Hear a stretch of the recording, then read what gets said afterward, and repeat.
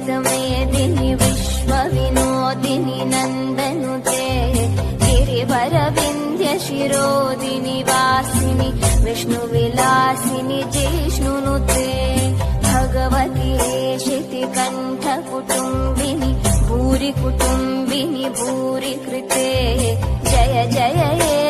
Hello नमस्कार दोस्तों, मैं हूं आकाश राठौर। आप देख रहे हैं world number 1 news channel.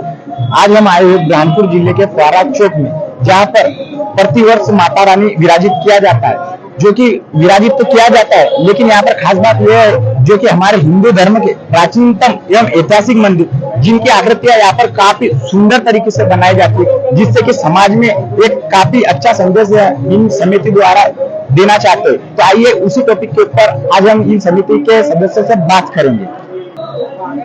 Sir स्वागत है सबसे पहले तो आपका हमारे इस चैनल पर। बहुत बहुत धन्यवाद। सर आपका शुभ नाम और आपका कार्य बताइए। मैं सार्वजनिक नवदुर्गा उत्सव समिति का एक सदस्य हूं और मुझे आप अध्यक्ष भी बोल सकते हैं, क्योंकि हमारी समिति का प्रत्येक सदस्य अध्यक्ष है और मेरा नाम ओम प्रकाश मुंशी है। सर सबसे पहले जो हमारा सवाल बनता है वो है कि आपके द्वारा एवं आपकी सर्व समिति के माध्यम से माता रानी यहाँ पर विराजित करते हो, उसकी शुरुआत कब से और किस प्रकार से हुई है? अभी आप जो माता की प्रतिमा देख रहे हैं, इसी स्थान पे 53वें वर्ष में बैठी है। ये आने वाला वर्ष मतलब 53वां वर्ष, 54वां आने वाला 54वां, ये जो अभी लाइव चल रहा है वो 53वां। जी सर। और सर दूसरा जो हमारा क्वेश्चन है, आपके समिति के दायित्ववान कार्यकर्ता कौन कौन है? हमारा समिति का प्रत्येक सदस्य दायित्वों से भरपूर है और हर सदस्य अपने दायित्वों को जानता है, उसको क्या क्या काम करना है। इसके लिए किसी को कोई सीमा रेखा बाधित नहीं है। सर अभी हमारा जो तीसरा प्रश्न है वो है, हिंदू धर्म के ऐतिहासिक और सुप्रसिद्ध वो हस्तकला के प्रमुख प्रसिद्ध मंदिरों की झांकी एवं भव्य सुंदरता के साथ बनाकर माता रानी को विराजित करते हो, यह विचार कहां से आया? ये अब जब हमारे समिति में 500 मेंबर है, तो किसी न किसी के मन में ये विचार जरूर आया था कि हम जो परंपरागत पंडाल बनते हैं, जो सब तरफ से कनात लगाए रहते हैं, तो एक वो बहुत पुराना सिस्टम हो गया था। और ऐसा देखने में आया है कि यदि हम कुछ हटके शहर के बीच चौराहे पे जब हम हैं, जब हटके हमको प्रोग्राम देना चाह रहे हैं, तो ऐसा लगने लगा कि हम यदि किसी मंदिर की कृति प्रस्तुत करें तो कैसा रहेगा। तो हम लगातार ये 4थे वर्ष में हैं जब हम इस प्रकार की अलग अलग कृतियों से हर शहर को हम रौनक दे रहे हैं। लगभग सर आपने जो पहले वर्ष में किया था वो केदारनाथ का ही करना, जो द्वितीय वर्ष में किया था वो बद्रीनाथ, और अभी तृतीय वर्ष में जो ये माता का मंदिर बनाया हुआ सर, कौन से माता का मंदिर है?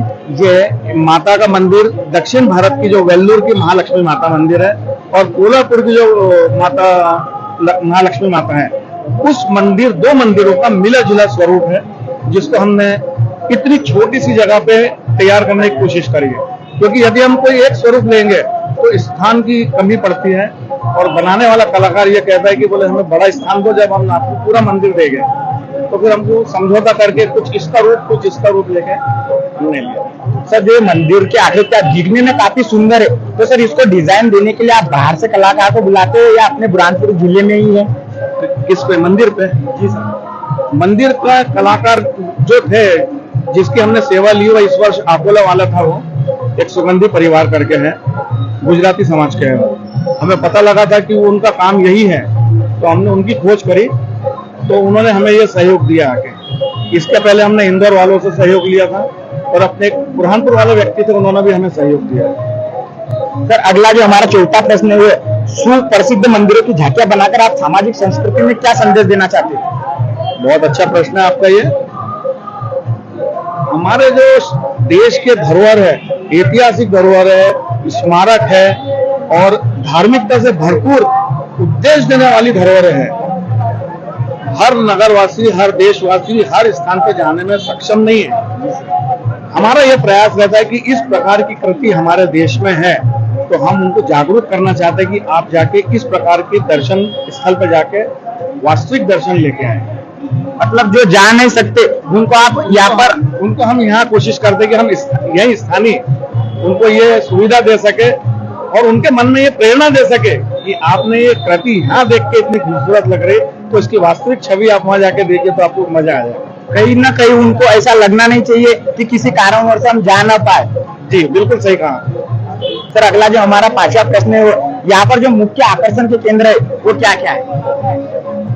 देखिए, माता जी की मूर्ति तो अपने आप में एक आकर्षण है, लेकिन हम ये जो प्रयास करते हैं कि जो 16 श्रृंगार होते हैं, तो माता भी हमारी 16 श्रृंगार से सुसज्जित रहे, उनके श्रृंगार में कहीं कोई कमी ना रहे, हमारा ये प्रयास रहता है। उनके जो जेवर है, आभूषण है, वस्त्र है, जो वास्तविक भारतीय नारी का होना चाहिए और जो भगवान के होना चाहिए, हमको वो ध्यान में रखते हुए हम कपड़ों का और आभूषणों का चयन करके माता का श्रृंगार करते हैं। जो आभूषण होते हैं सर वो सोने चांदी के या फिर?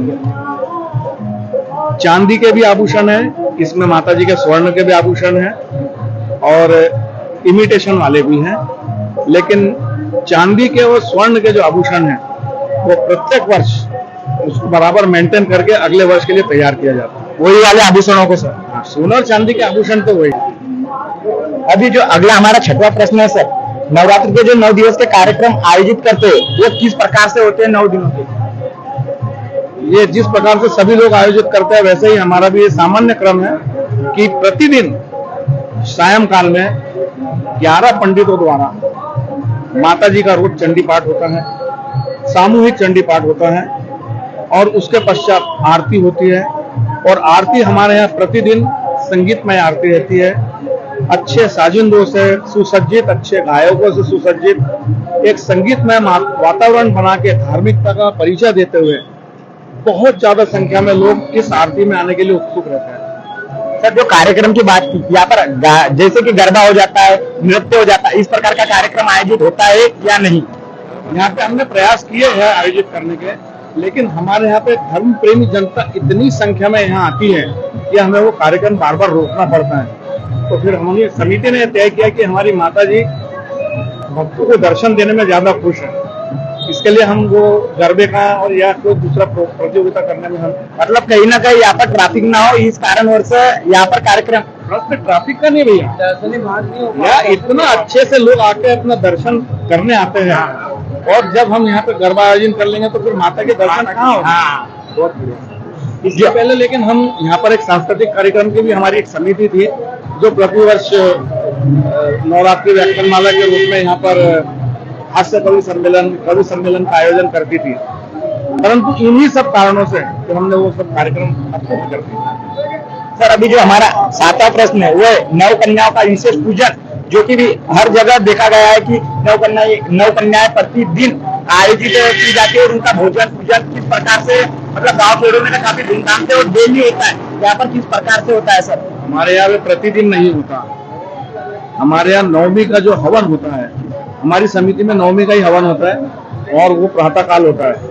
प्रातःकाल नवमी का हवन होके पूर्ण आहुति जब होती है, पूर्ण आहुति के बाद में ही कन्या भोज होता है हमारा एक ही बार। और 9 कन्या या 11 कन्या जो जजमान हैं, जो आमंत्रित करके माता के पास बैठा के उनका पूजन करते हैं, उसके बाद में फिर हम महाप्रसाद भंडारा चालू करते हैं। सर कई जगह ऐसा देखा गया है कि जो माता रानी की आरती करने के लिए विशेष 9 दिनों में 9 पुजारियां 9 जोड़ों का मतलब ये क्या आयोजित किया जाता है, तो यहाँ पर भी उस प्रकार से 9 दिन में 9 पुजारियों का ये होता है?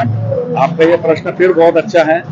हमारे यहाँ पे जो जजमान है, मूर्तिकार के यहाँ से मूर्ति लाने के समय जहाँ से पूजा शुरू करता है, उस पूजा के आरंभ से माता जी के पूरे 9 दिन की पूजन के बाद नदी पे विसर्जन करने तक एक ही जोड़ा, एक ही जजमान रहेगा, उसमें कोई परिवर्तन नहीं रहता। सर अभी जो हमारा 8वां प्रश्न है, क्या इसमें किसी राजनीति पार्टियों का सहयोग होता है? बिल्कुल भी नहीं। यहाँ सभी मेंबर के रूप में है, यहाँ जितने भी सदस्य यहाँ हमारे समिति सब सदस्य ही है, सब सदस्य के ही द्वारा किया जाता है। सर अभी जो हमारा 9वां प्रश्न है, नवरात्रि के अंतिम दिवस पर जो महाआरती और महाप्रसाद का आयोजन किया जाता है वो यहाँ पर किस प्रकार से किया जाता है? महाआरती वही जो परिभाषा है कि संगीत में महाआरती रहती है, बहुत अच्छी संख्या में यहाँ पे चूंकि दर्शक बहुत तादाद में आता है, तो हमें उस हिसाब से उस स्तर को मेंटेन करके हमको यहाँ पर उसका आयोजन करना पड़ता है। और संगीत में आरती में हर प्रकार के साज और साजिंदे ये बैठ के इस आरती का जो है वो मंचन करते हैं और श्रेष्ठ गायकों से माता जी की आरती होती है। सर अभी जो लास्ट और आखिरी प्रश्न है हमारा वो है कि नवरात्रि के 9 दिवस समाप्त होने के पश्चात मूर्ति और आभूषण होते हैं, उसका क्या किया जाता है? स्पष्ट है कि स्वर्ण और रजत के जितने भी आभूषण हैं उनको निकालकर उसके स्थान पे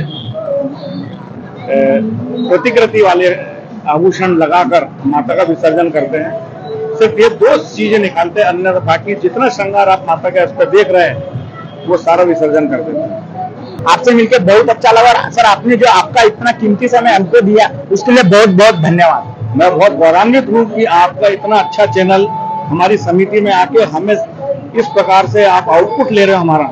मैं सौभाग्यशाली हूँ कि आपकी टीम ने हमारे समिति को चयन करके हमारे से जो भी जानकारी लिए वो सब लोगों तक पहुंचे और अधिक से अधिक संख्या में लोग आके हमारे यहाँ माता जी के दर्शन करें।